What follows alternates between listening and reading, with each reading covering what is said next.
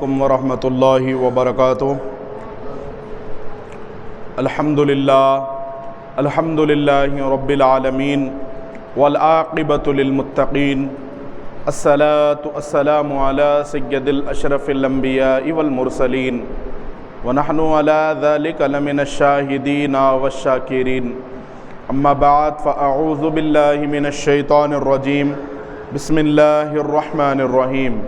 قل لا اسألکم علیہ اجرا الا المودۃ فی القربى، صدق اللہ العظیم۔ قال اللہ تبارک و تعالی فی شان عظمت حبیبہ الکریم، ان اللہ وملائکتہ یصلون علی النبی یا ایہا الذین آمنوا صلوا علیہ وسلموا تسلیما۔ اللہم صلی وسلم وزد وبارک علی النبی محمد وآل محمد سید الرجال المفضل، یا بحر الکمال یا جمال یا محمد صلی اللہ علیہ وسلم۔ خدا جسے اوج و کمال دیتا ہے، خدا جسے اوج و کمال دیتا ہے، اسے پنجتن پاک کی چوکھٹ پہ ڈال دیتا ہے۔ پرکھ نہ ہو کسی کو تو یا علی کہہ دو، یہ وہ عمل ہے جو شجرے کھنگال دیتا ہے۔ نبی کے نام سے ملتی ہے روح کو ٹھنڈک، نبی کے نام سے ملتی ہے روح کو ٹھنڈک، علی کا ذکر لہو کو ابال دیتا ہے۔ اب اس سے بڑھ کے کرم کی دلیل کیا ہوگی، اب اس سے بڑھ کے کرم کی دلیل کیا ہوگی؟ میں ڈوبتا ہوں سمندر اچھال دیتا ہے، میں ڈوبتا ہوں سمندر اچھال دیتا ہے۔ معزز و مکرم و محترم سامعین کرام، اللہ رب تبارک و تعالیٰ کا کروڑہا احسان ہے۔ اللہ رب العزت نے مجھے اور آپ کو اپنے محبوب پاک صلی اللہ تعالیٰ علیہ وآلہ وسلم کا امتی بنا کر اس کائنات میں بھیجا، اور اللہ رب العزت نے ہم تمام کے مقدر میں سرکار غوث پاک کی غلامی رکھی۔ محترم سامعین کرام، گزشتہ جمعہ میں نے آپ تمام کے درمیان میں چند کرامت میرے اور آپ کے پیر قطب کونین، غوث الثقلین، غوث السماوات والارض، پیران پیر دستگیر روشن ضمیر شیخ میرا ابو محمد محی الدین عبد القادر الگیلانی رضی اللہ تبارک و تعالیٰ عنہ کی بیان کرنے کی سعادت حاصل کی تھی۔ محترم سامعین کرام، اس کائنات میں ولایت کے سمندر میں سرکار غوث پاک رضی اللہ تبارک و تعالیٰ عنہ یہ ایک ایسا منفرد موضوع ہے کہ بندہ نور کے سمندر میں غوطہ-زن ہونے کے باوجود بھی اتنی ہی رسائی حاصل کر سکتا ہے غوث پاک سرکار کی شان بیان کرنے کے لیے، یا سماعت کرنے کے لیے، یا ان کا نام نامی اسم گرامی لینے کے لیے۔ نور کی سمندر کی تہ میں پہنچنے کے بعد بھی ابھرنے کا، فن تیرنے کا جاننے کے باوجود بھی، اتنا ہی غوطہ-زن ہونے کے باوجود بھی، معزز سامعین کرام، یہ بیان کیا جا سکتا ہے، بلکہ میں اس کو ایک سانچہ مثال میں ڈھال کر عرض کروں۔ ایک بادشاہ گزرے ہیں جن کا نام ہے حاتم طائی،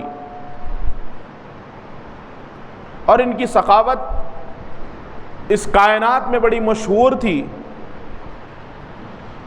روایت میں آیا ہے تاریخ کی کتابوں میں، سیدنا امام جعفر صادق علیہ السلام کا زمانہ، محترم سامعین کرام، ایک بندہ بلکہ ان کا نواسا اس بادشاہ وقت کی سخاوت بیان کر رہا ہے، اور جب اس بادشاہ کی سخاوت بیان کی گئی، انداز بیان یہ تھا کہ ہمارے جد محترم کے پاس میں سخاوت اس کائنات میں، اس دنیا میں ایسی مشہور تھی کہ ایک سائل فقیر مانگنے والا ایک دروازے سے آتا، اسے اس کے مطابق خیرات بھیک مل جایا کرتی، اور اگر اس کی ضرورت پوری نہ ہوتی تو پھر وہ دوسرے دروازے سے آ جاتا، اس کو منع نہیں کیا جاتا، اس کے خیال، اس کے مطالبے، اس کی سوچ، اس کی طلب کے مطابق پھر سے مال دے دیا جاتا تھا۔ پھر اس کے بعد بیان کرنے والے مورخ نے بیان کیا، اسی طریقے سے پھر تیسرا دروازہ تھا، اس سے بھی سائل آتا، اس کو اس کی سوچ کے مطابق، اس کے طلب کے مطابق خیرات دے دی جاتی۔ پھر چوتھا دروازہ، پانچواں دروازہ، چھٹا دروازہ، ساتواں دروازہ، ایک کے بعد ایک دیگر 10 دروازے تھے۔ پہلے دروازے سے آنے والا سائل ہر دروازہ ہوتے ہوئے 10 دروازوں سے گزر کر بھی آ جاتا تو اس کو بادشاہ وقت کی جانب سے منع نہیں کیا جاتا تھا، 10 دروازوں سے خیرات دے دی جاتی تھی، اس کی ضرورت پوری کی جاتی تھی، اس کی حاجت کو مکمل کرنے کی کوشش کی جاتی تھی۔ جب یہ سخاوت شیر خدا کے شعر کے سامنے بیان ہو رہی ہے، آپ نے کہا کہ یہ سخاوت میں نہیں سمجھتا کہ یہ بڑی سخاوت کی دلیل ہے۔ فرماتے ہیں کہ تمہارے جد کے پاس سائل کی ضرورت کے لیے 10 دروازے تھے، اور ایسی سخاوت فرماتے ہیں کہ ہمارے تو گھر کی غلام ہیں، یہ تو دنیاوی اعتبار سے دنیا داری ہے۔ توجہ کے ساتھ سماعت کریں، جو آپ تمام کی سماعتوں کے گوش گزار کر رہا ہوں، توجہ کا طالب ہوں اس بات پر۔ شہزادہ رسول سبط نبی نے فرمایا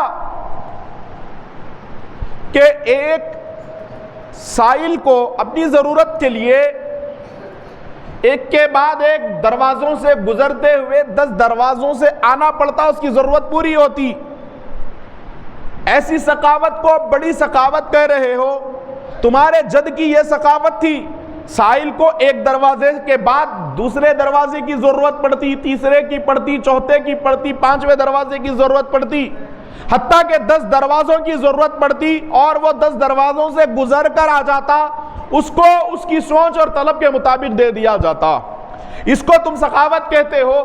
تمہارے لیے، تمہارے جد کی سخاوت بیان کرنے کے لیے 10 دروازے۔ فرماتے ہیں امام جعفر صادق علیہ السلام، میں جن کا بیٹا ہوں، میں جن کا نواسا ہوں، ان کے دربار کی سخاوت کا عالم یہ ہے۔ تمہارے جد کی سخاوت کو غور کرو، تمہارے جد کی سخاوت کا یہ عالم ہے کہ اس کو 10 دروازوں سے آنا پڑتا اپنی ضرورت پوری کرنے کے لیے۔ لیکن اب سنو، میں بیان کرتا ہوں میرے نانا کی سخاوت کیا ہے۔ رہ کے فاقوں میں غریبوں کو کھلانے والے ایسے ہوتے ہیں محمد کے گھرانے والے۔ تمہارے پاس، تمہارے جد محترم کے پاس 9 دروازے نہیں بلکہ 10 دروازے تھے، اس کو گزر کر آنا پڑتا تھا، ایک کے بعد ایک دوسرے دروازے کی ضرورت پڑتی۔ لیکن میرے نانا کے دربار میں صرف ایک دروازہ تھا، ایک دروازے سے کوئی سائل آ جاتا بھیک لینے کے لیے، 10 دروازوں کی ضرورت نہ پڑتی، ایک دروازے سے اتنا نواز دیا جاتا تھا۔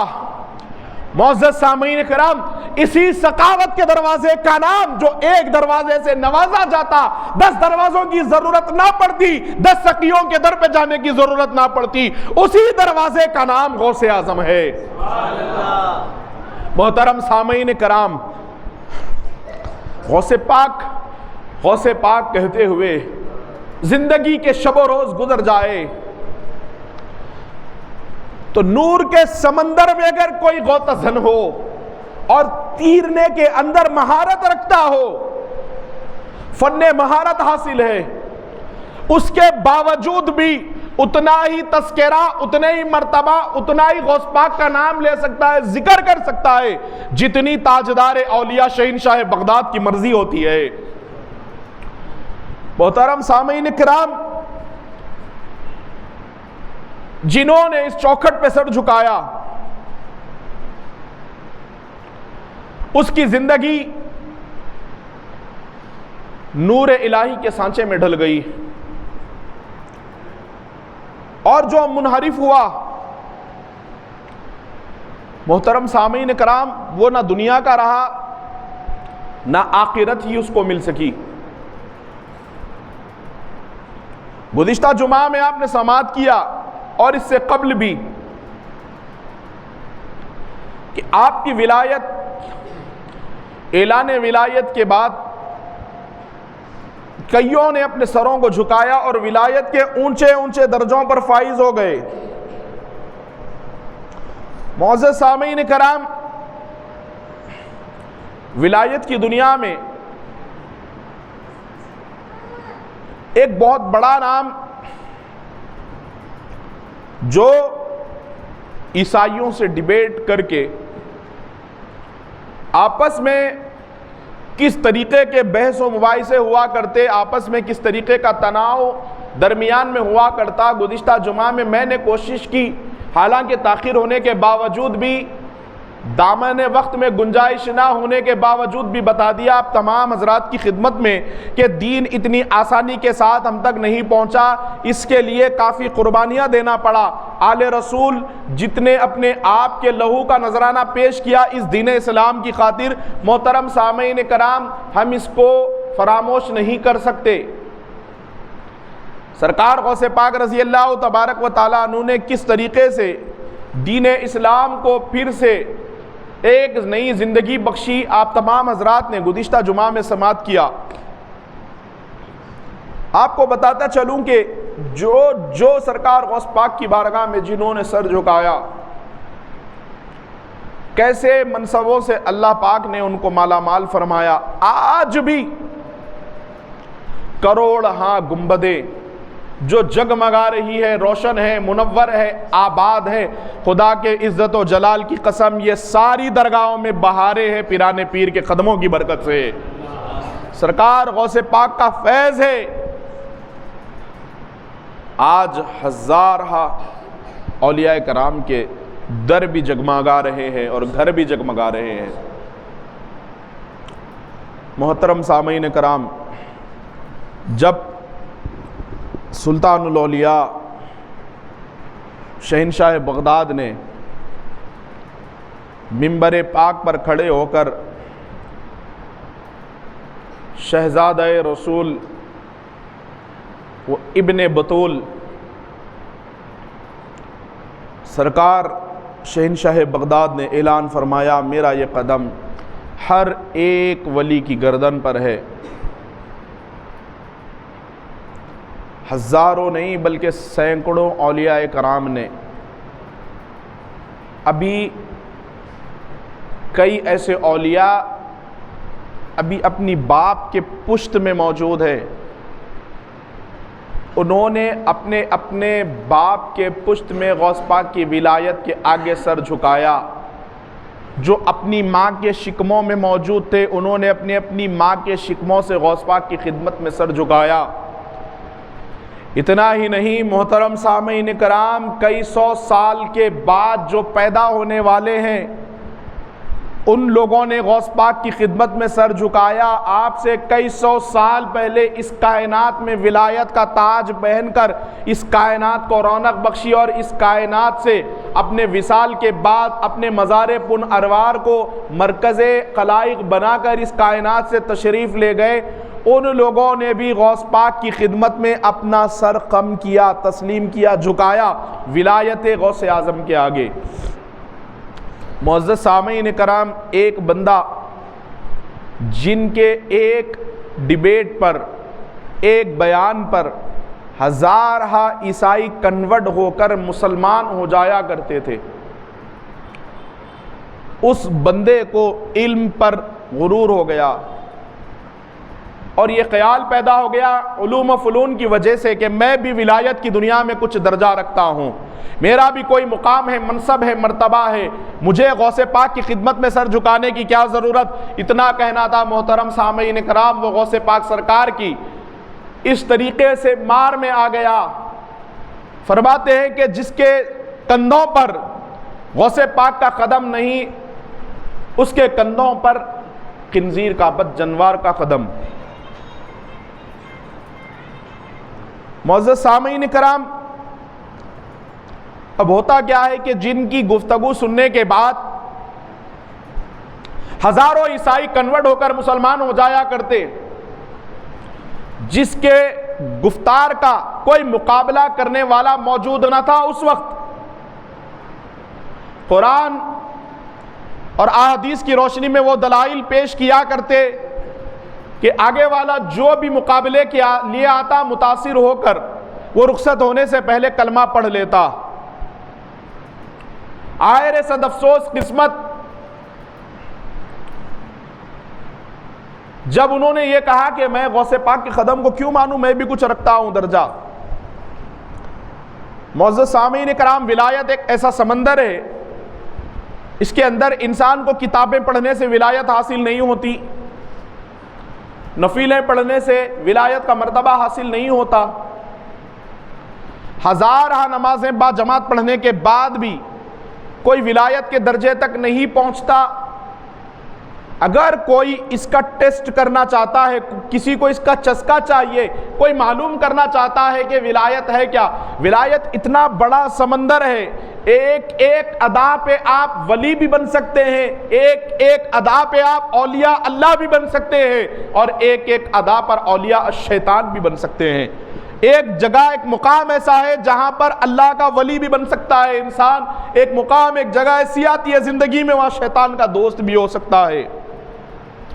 ولایت کے سمندر کے اندر سب سے بڑا سرچشمہ جس کا نام ہے عاجزی، انکساری، جب یہ بندے کے پاس آ جایا کرتی ہے محترم سامعین کرام، اللہ رب العزت ایسے سینوں کو اپنی ولایت کے لیے منتخب فرما لیتا ہے۔ عاجزی سے مراد کیا ہے؟ ہمارے اندر ہمیشہ یہ ذہن میں رہے، ہمارے خیال میں رہے کہ میں کچھ بھی نہیں ہوں۔ سب سے پہلے ہمارے قلب میں یہ خیال اگر آ گیا، ہمارے ہی سینوں میں یہ بات واضح روشن ہے کہ ہم بہت کچھ ہیں، اللہ کے ولی ہے، سمجھتے رہیں آپ جو سمجھنا چاہتے ہیں، اہل نظر جانتے ہیں ولایت کا مقام، مرتبہ، منصب کیا ہے۔ جب تک انسان اپنے آپ کی نفی نہیں کر لیتا، جب تک اپنے آپ کو انسان عاجزی انکساری کے پیکر میں اپنی حقیقت کو، اپنی ازلی حقیقت کو جان کر جب تک اپنا سر کم نہیں کرتا، اس وقت تک ولایت کے مرتبے پہ نہیں پہنچ سکتا۔ آسانی کے ساتھ ولایت چاہتے ہو تو بارگاہ غوث اعظم میں سر جھکا لو، کچھ ہو یا نہ ہو رب کے ولی ضرور بن جائیں گے۔ یہ وہ دربار ہے، یہی تصور کے ساتھ میرے بھی معزز سامعین کرام، خطاب کا ایک ہی مقصد ہے، رتبہ یہ میرے سر کو تیرے در سے ملا ہے، یا شہ جیلا رتبہ یہ میرے سر کو تیرے در سے ملا ہے، حالانکہ مجھے سر بھی تیرے در سے ملا ہے۔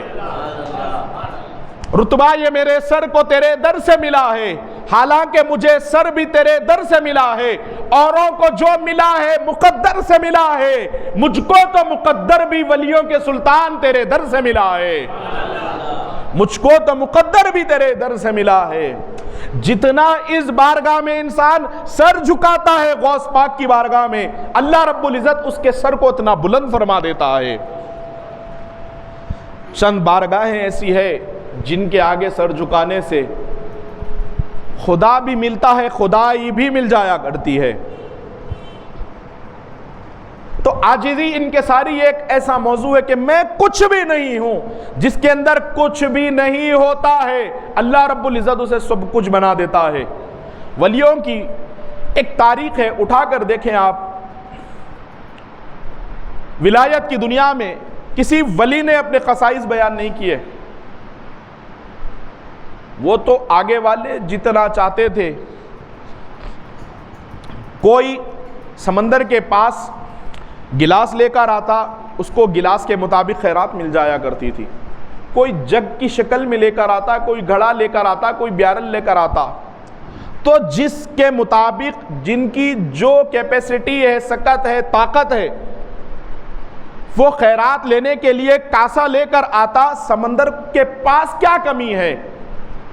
وہ تو جب چاہیں، جس کو چاہیں، جیسے چاہیں اتنا عطا فرما سکتے ہیں۔ ضرورت اس بات کی ہے کہ برتن کی کیپیسٹی مضبوط ہو۔ پھر برتن بیرل مل جائے، ملنے کے بعد اٹھانے کا اس کی طاقت ہمارے پاس ہونی چاہیے۔ کسی کو کچھ مل جائے یہ آسان ہے۔ اسی لیے معزز سامعین کرام، حضرت جلال الدین سیوطی رحمہ اللہ ارشاد فرماتے ہیں، جب کوئی بندہ اللہ رب العزت کے انعامات سے مالا مال ہوتا ہے، ولی بنتا ہے، فرماتے ہیں ولی بننا بڑا آسان کام ہے، ولی بننے کے لیے کافی آسان راستے ہیں۔ ولی بننا چاہتا ہے تو آسانی کے ساتھ اللہ رب العزت اپنا دوست، اپنا ولی بنا لیتا ہے۔ کمال تو یہ ہے ولی بننے کے بعد ولی رہے۔ لوگوں نے پوچھا اے امام جلال الدین سیوطی فرمائیے کون سا ایسا عمل ہے اللہ تعالیٰ آسانی کے ساتھ اگر کوئی چاہے ولی تو بنا دیتا ہے، لیکن ولی رہنا مشکل ہے؟ آپ فرما رہے ہیں بتائیے ولی رہنے کے لیے کیا کرے؟ کوئی عمل نہ کرو، غوث پاک کی بارگاہ میں سر جھکا دو۔ ہمیشہ اگر ولی رہنا چاہتے ہیں پیرانے پیر کے آگے سر جھکا دو۔ معزز سامعین کرام، یہ زندگی کا ایک ایسا منفرد موضوع ہے جس کی آج تک تل کسی کو نہ مل سکی، نہیں ملی آج تک۔ غوث پاک بس آخری میں عقل حیران رہ جاتی ہے، جواب دے دیتی ہے، بس یہی ہے، غوث پاک ہے، غوث اعظم ہے۔ ایک جو مہارت علم حاصل رکھنے والے بندے نے ایک چیز سے دوری، عاجزی ان کے ساری موجود نہیں۔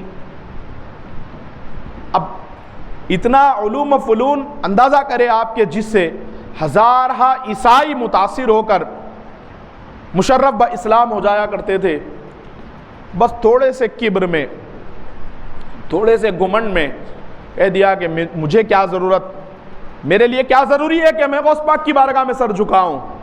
بس وہیں سے سمجھ لیجئے وہاں سے ان کے مقدر کی خرابی شروع ہو گئی۔ ایک عیسائی لڑکی کی محبت میں وارفتہ ہو گئے جناب اعلیٰ۔ روزانہ یہ کوشش کیا کرتے کہ میں جن کو چاہتا ہوں ان کی ایک جھلک مل جائے۔ روزانہ شب و روز اپنے اسی میں گزار رہے ہیں۔ محترم سامعین کرام، ایک عیسائی کی محبت میں اس طریقے سے گرفتار ہو گئے۔ اسی لیے خبردار خدارا جو غوث پاک سرکار کی ذات کے منحرف ہوتے ہیں وہ انجام کو غور کر لیں۔ جو 11ویں کھانے کو شرک کہتے ہیں، بدعت کہتے ہیں، تم کیا سمجھتے ہو، ہم کیا سمجھتے ہیں؟ اپنے گھروں پر، اپنے محلے میں جھنڈے لگا کر ہم یہ بتانا چاہتے ہیں کہ ہمارے لگانے سے یا نہیں لگانے سے غوث پاک سرکار کی شان کیا کم ہو جائے گی، بڑھ جائے گی؟ یہ تو ہم اپنے گھر پہ نشان لگاتے ہیں، گویا بتاتے ہیں خالق نے ہم کو غوث کا شیدا بنا دیا، سوئے ہوئے نصیب کو پل میں جگا دیا، تھے بے شمار بت ہمارے قلب سیاہ میں، نگاہ پیران پیر نے اسے کعبہ بنا دیا، داخل نہ ہوگی مشکلیں گھر میں یقین ہے، گھر پر جو ہم نے غوث کا جھنڈا لگا دیا۔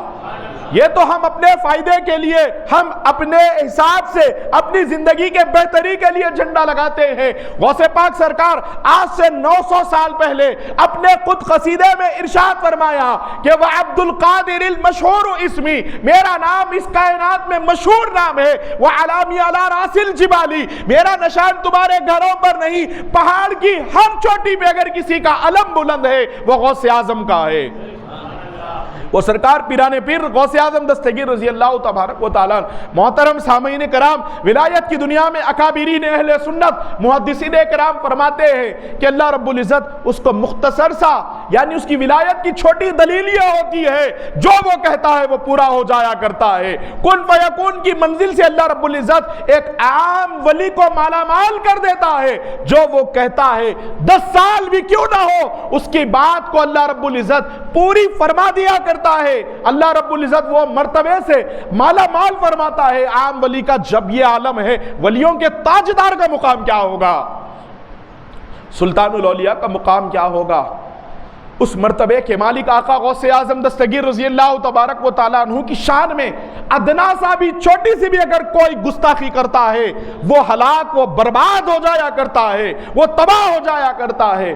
محترم سامعین کرام، خدا کا رسول جانتا ہے، میں اسی لیے غوث پاک کا تذکرہ ذکر کرتا ہوں۔ کسی کے ایک کے سینے میں میرے آقا شہ جیلان کی محبت اگر روشن ہو گئی، آباد ہو گئی، خدا کی قسم میرے پاس کوئی اور عمل، کوئی اور اثاثہ نجات کا ذریعہ جو بن سکے میری حیات میں وہ کچھ بھی نہیں ہے۔ بس ایک ہی بات پر ناز ہے، مسجد ام سلمہ کے محراب میں اللہ پاک بٹھاتا ہے اور اس کے محبوب کا تذکرہ کروانے لگاتا ہے۔ یہ ایک عمل خدا کی قسم ساتھ میں ہے، عمل قبر کے اندر بھی وہ یہی ہے۔ کیا خوف مرنے کے بعد قبر میں مجھ کو منکر اور نکیر کا، دامن ہے ہمارے ہاتھ میں پیران پیر کا۔ یہ ایک دامن سے محترم سامعین کرام انسان کی دنیا بھی کامیاب ہو جایا کرتی ہے، انسان کی آخرت بھی کامیاب ہو جایا کرتی ہے۔ سرکار غوث پاک رضی اللہ تعالیٰ عنہ کی شان میں ادنا سا بھی اگر کوئی گستاخی کر دے، کوئی در پہ اس کو پھر رسائی نہیں ملتی، کوئی اور جگہ نہیں ہوتی محترم سامعین کرام جہاں بیٹھ کر وہ اپنی مشکل کشائی کرا سکے، کیونکہ مولا علی بھی غوث پاک کے ہیں، پیارے نبی بھی غوث پاک کے ہیں، حضرت ابوبکر صدیق رضی اللہ تعالیٰ عنہ بھی غوث پاک کے ہیں، فاروق اعظم بھی غوث پاک کے ہیں، عثمان غنی بھی غوث پاک کے ہیں، حتیٰ کہ محترم سامعین کرام دو عالم میں ہے جلوہ گر غوث اعظم، ادھر غوث اعظم ادھر غوث اعظم، ارادہ جو ان کا وہ منشا خدا کا جو غوث پاک سوچتے ہیں اللہ رب العزت وہ فرما دیا کرتا ہے، ارادہ جو ان کا وہ منشا خدا کا، ولی نبی صدیقین شہداء صالحین کی کیا بات ہے، ارادہ جو ان کا وہ منشا خدا کا، خدا بھی ادھر ہے جدھر غوث اعظم، خدا بھی ادھر ہے جدھر غوث اعظم۔ جو خیال ہوتا ہے غوث پاک سرکار رضی اللہ تبارک و تعالیٰ عنہ کا، اللہ رب العزت بھی۔ اب بتائیے جب خدا ہی ان کا ہے پھر کون سا ایسا دربار ہے، کون سی ایسی جگہ ہے جہاں پر انسان کو نجات ملے گی، اس کو پناہ ملے گی، سوائے غوث پاک رضی اللہ تبارک و تعالیٰ عنہ کے انسان کی بخشش کا کوئی اور سامان نہیں ہے۔ ایک ہی ذات گرامی ہے جو سب کو نبھا کر لے چل رہی ہے، اس ذات کا نام سلطان الاولیاء شہنشاہ بغداد غوث اعظم ہے۔ ایک ایک دانہ ہمارے گھروں میں جو میسر ہے ہم کھا رہے ہیں، ایک ایک پانی کا قطرہ یہ صدقہ ہے پیران پیر کا۔ اب ایک بندے نے جب اس عیسائی عالم نے مسلمان جو اس کی مقدر میں اب عیسائیت کس طریقے سے داخل ہونے جا رہی ہے، جن کے پاس عیسائی بھی پریشان ہو جایا کرتے تھے، ان کے پاس کے بڑے بڑے عالم بھی اپنا میدان چھوڑ کر فرار ہو جایا کرتے تھے، جب یہ صاحب ولایت کا انکار کیے غوث پاک کی، آواز دینے والے منادی نے دی جس کے کندھوں پر غوث پاک کے قدم نہیں، اس کے کندھوں پر خنزیر کے قدم ہے۔ اب جب وہ عیسائی لڑکی کی محبت میں وارفتہ ہوئے، گمراہی اس طریقے سے گھر کر گئی، اس طریقے سے مقدر بن گئی وہ صاحب کی، معزز سامعین کرام اب اس کی جھلک کے لیے ترسنے لگے۔ جب جھلک مل گئی، آپس میں ہم کلامی دونوں کے درمیان میں شروع ہو گئی، تو وہاں سے اب شیطان کی شرارت شروع ہو گئی۔ اب ملنا چاہا نفس نے، طبیعت نے، پھر ملاقات ہوئی۔ ملاقات کے بعد محترم سامعین کرام عیسائی یہ دیکھنے میں تو مسیحی ہم یہ سوچتے ہیں کہ اتنے خطرناک نہیں ہوتے، لیکن اسلام کے اور ایمان کے یہ بھی اصل دشمن ہوا کرتے ہیں۔ اب اس نے دیکھا کہ اتنا بڑا مناظر یہ آج میرے جال میں پھنس گیا ہے۔ ہر وہ کام کروائی اس عورت نے اس عالم دین کے ساتھ، اس مسلمان مناظر کے ساتھ جو انسان کی عقل بھی تصور نہیں کر سکتی۔ جو مجازی عشق ہوتا ہے وہ انسان کو ہلاک کر کے رکھ دیتا ہے، اچھی خاصی زندگی کو تباہ و بربادی کی طرف لے جا کر رکھ دیتا ہے۔ محترم سامعین کرام چہل قدمی کرنا شروع ہو گئے، آپس میں ایک دوسرے کی عاشقی محبت شروع ہو گئی۔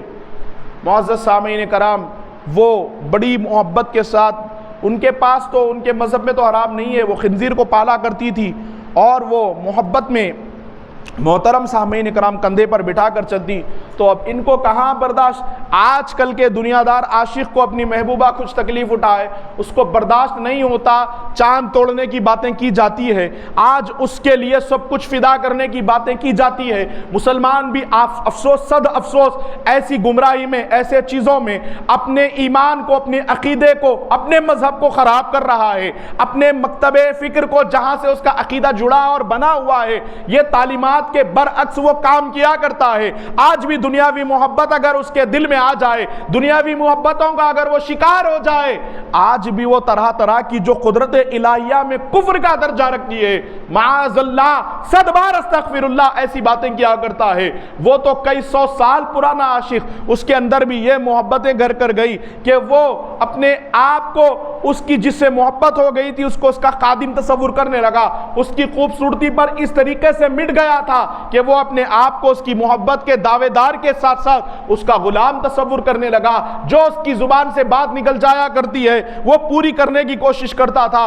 ہائے صد افسوس, سارے کے سارے لوگ پریشان ہیں. یہ کیا ماجرا ہے معلوم نہیں. محترم سامعین کرام, آج بھی انسان طرح طرح کی اگر پریشانیوں میں, تکلیفوں میں مبتلا ہوتا ہے, جا کر عاملوں کے پاس اپنی زندگی برباد کرتا ہے, جا کر عاملوں کے پاس اپنا علاج کروانے کے لیے اپنا نام بتانے کے بعد یہ معلوم کرنے کی کوشش کرتا ہے کون ہے اس کو جادو کروا رہا ہے, کہیں کا اس کے اوپر شیطان تو نہیں آ گیا ہے, کہیں وہ آسیب کا شکار تو نہیں ہو گیا ہے, کہیں جنات تو اس کے پاس نہیں آ گئے ہیں. طرح طرح کے وسوسوں میں انسان پریشان ہو کر جا کر عاملوں کے پاس اپنے آپ کی زندگی کو برباد کر دیتا ہے. معلوم نہیں محترم سامعین کرام, کسی ولی کی مار میں بھی آ جائے نہ اصل سنورتی ہے, نہ نسل سنورتی ہے, نہ آل انسان کی سدھرتی ہے. اصل نسل فصل ولی کی مار میں سب برباد ہو جایا کرتی ہے. حدیث قدسی ہے 1000 مرتبہ بلکہ سینکڑوں مرتبہ اس ذمہ دار مسند سے میں نے اس بات کو بیان کر دیا. حدیث قدسی, من عاد لی ولیا فقد آذنتہ بالحرب, جو میرے ولیوں کے ساتھ دشمنی کرتا ہے خدا تعالیٰ فرماتا ہے میں اس کے خلاف اعلان جنگ کرتا ہوں. کتنا بھی بڑا طاقتور کیوں نہ ہو وہ خدا کے آگے نہیں ٹک سکتا. محترم سامعین کرام, آج بھی اگر کوئی ولیوں کی مار میں آ جائے وہ طرح طرح کی گمراہیوں میں, وہ طرح طرح کی پریشانیوں میں ملوث ہو جایا کرتا ہے. اب یہ صحاب کے مقدر میں بھی گمراہی تھی, اس طریقے سے گھر کر گئی. معزز سامعین کرام, کہ وہ اپنی محبت کرنے والی پر, محبوبہ پر اس طریقے سے فدا ہے. ایک دن, 2 دن, 3 دن دیکھا کہ وہ اپنے کندھے پر اٹھا کر چل رہی ہے تو ناز اٹھانے والے نے اس طریقے سے ناز اٹھانے کی بات کی. مسلمان مناظر جس کی علم کی مہارت سے کروڑوں لوگ متاثر ہو جایا کرتے ہیں, وہ اپنی محبوبہ کی محبت میں, اس کی خوشی, اس کی رضا کی خاطر وہ بدجنور کو اپنے کندھے پر اٹھا لیتا ہے. اٹھانے کے بعد فوراً اس کے ذہن میں یہ بات آ جاتی ہے, یہ خیال آ جاتا ہے معزز سامعین کرام, جو جس کے کندھے پہ غوث اعظم کا قدم نہیں اس کے کندھے پہ بدجنور کا قدم. دیکھیے کس طریقے سے معزز سامعین کرام. پھر اس کے بعد اس لڑکی کے والد نے کہا کہ یہ بڑی مشکل سے ہاتھ آیا ہے, اب اس کے ساتھ وہ کرواؤ. یہ تو کندھے پر اٹھایا, غوث پاک کی مار میں ہے. دیکھیے اب کہہ دے بیٹی کہ میں اسی وقت تجھے اپنے آپ کی خواہش سے, ہوس سے لطف اندوز ہونے دوں گی جب تک تو اس کا گوشت نہ کھائے اور شراب نہ پیے. گوشت نہ کھائے, خنزیر کا اور شراب کا پیالہ نہ پیے. یہ سارا نظارہ پورے معزز سامعین کرام عیسائی سماج کے درمیان میں ہو رہا ہے, وہ سب دیکھ رہے ہیں. اس مقام پہ آ گیا کہ اس کی شادی کا دن آ گیا اور اس منڈپ کے اندر سب کو یہ معلوم تھا کہ مسلمان بڑا پختہ ہوتا ہے, مضبوط ہوتا ہے اپنے ایمان کے اندر, کہیں نہ کہیں اس کی غیرت ایمانی اسے للکارتی ہے. محترم سامعین کرام, وہ نکاح کے منڈپ میں اس کو پیش کیا گیا خنزیر کا گوشت, ایک ہاتھ میں شراب کا پیالہ. بڑی حیرت کے ساتھ چشم فلک یہ نظارہ دیکھ رہا ہے. محترم سامعین کرام, اسی عیسائی کا ایک شاگرد, ایک مرید,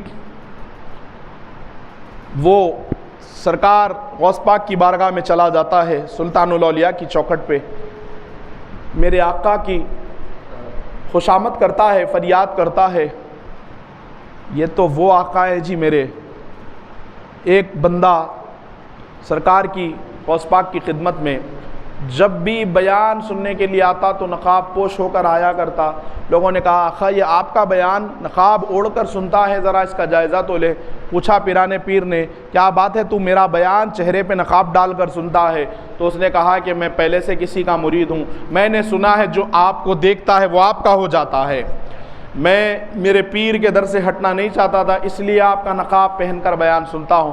غوث پاک نے دیکھا اتنی خطرناک، اتنی مضبوط استقامت کے ساتھ یہ اپنے پیر کی محبت میں کھڑا ہے۔ سرکار غوث پاک نے دیکھا پیر خالی ہے، کچھ بھی نہیں، دادا پیر خالی ہے، پردادا پیر خالی ہے، اوپر 7 شجرے تک کچھ بھی کرنٹ نہیں ہے، لیکن ایک اس کی استقامت کی ادا غوث پاک کو اتنی پسند آئی۔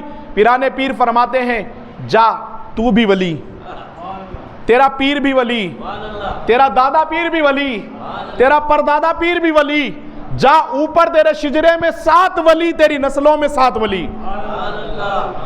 یہ تو وہ دستگیری فرمانے والے آقا ہے۔ سرکار غوث پاک رضی اللہ تعالیٰ عنہ کے قدموں میں وہ عیسائی کے پاس جو جا کر اپنا ایمان ختم کرنے والا ہے، وہ مولوی، اس عالم کے مرید نے غوث پاک کے قدموں پہ گر کے کہا سرکار اب میرے استاد کی، اب میرے پیر کی لاج رکھ لو۔ ہاتھ میں معزز سامعین کرام ایک شراب کا پیالہ ہے، ایک میں خنزیر کا گوشت ہے۔ اب اپنے آپ کی خواہش نفس اس طریقے سے سر پر چڑھ کر سوار ہے، بول رہی ہے۔ سلطان الاولیاء شہنشاہ بغداد سرکار غوث پاک رضی اللہ تبارک و تعالیٰ عنہ کی نگاہ پڑی، اتنا بڑا مناظر اسلام جو بنا پھرا کرتا تھا، آج اس کا یہ حال ہے کہ اپنا مذہب چھوڑنے پر آ گیا، عقیدے سے منحرف ہو رہا ہے، ایمان اور اسلام سے دور ہو رہا ہے۔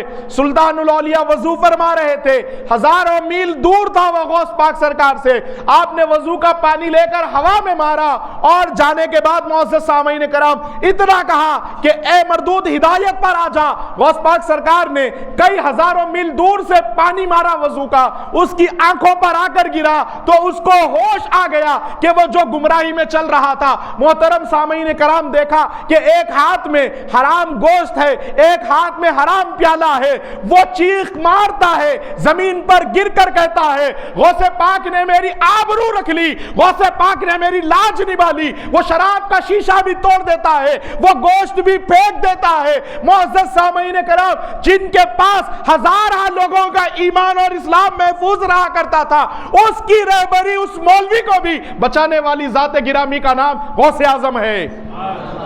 سرکار شہنشاہ بغداد پیروں کے پیر روشن ضمیر غوث اعظم دستگیر رضی اللہ تعالیٰ عنہ کی یہ رہبری، یہ دستگیری، یہ کرم، کل ان کا کرم عام تھا، آج بھی ان کا کرم عام ہے۔